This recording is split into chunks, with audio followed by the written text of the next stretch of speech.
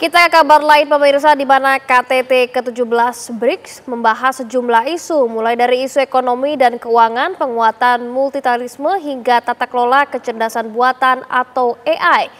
Presiden Prabowo Subianto turut menghadiri KTT BRICS yang diberlangsungkan di Rio de Janeiro, Brazil ini.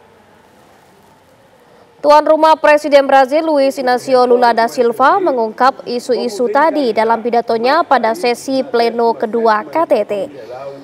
Lula menyerukan reformasi IMF yang inklusif.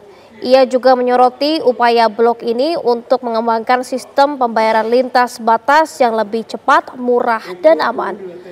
BRICS adalah organisasi antar negara yang merupakan blok penyeimbang blok barat.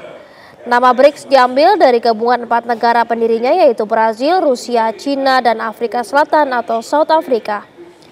Tahun lalu Indonesia masuk menjadi anggota bersama Iran, Mesir, Ethiopia, dan Uni Emirat Arab.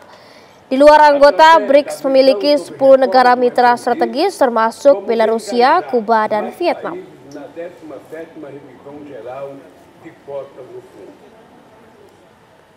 Bagi Indonesia ini penting karena dari keseluruhan GDP-nya sebesar sebelum Indonesia masuk 28 triliun, itu 34% dari global GDP.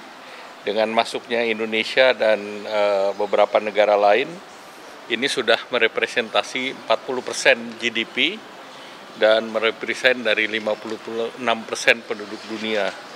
Jadi ini ekonominya terus bertambah. Dan kalau kita lihat berdasarkan purchasing power parity, ini juga BRICS itu sudah lebih tinggi daripada G7.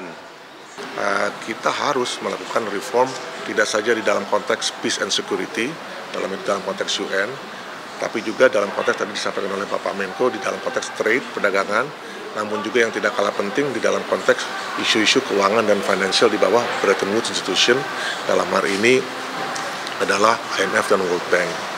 Nah, karena memang selama ini reform khususnya di dalam konteks Bretton Woods Institution itu sangat lambat, oleh karena itu BRICS lah yang mengambil inisiatif untuk membentuk, tadi disampaikan oleh Pak Menko, NDB. Ya, jadi itu adalah salah satu opsi agar negara berkembang sendiri bisa mengadres permasalahan pembangunannya, pembiayaan pembangunannya sendiri.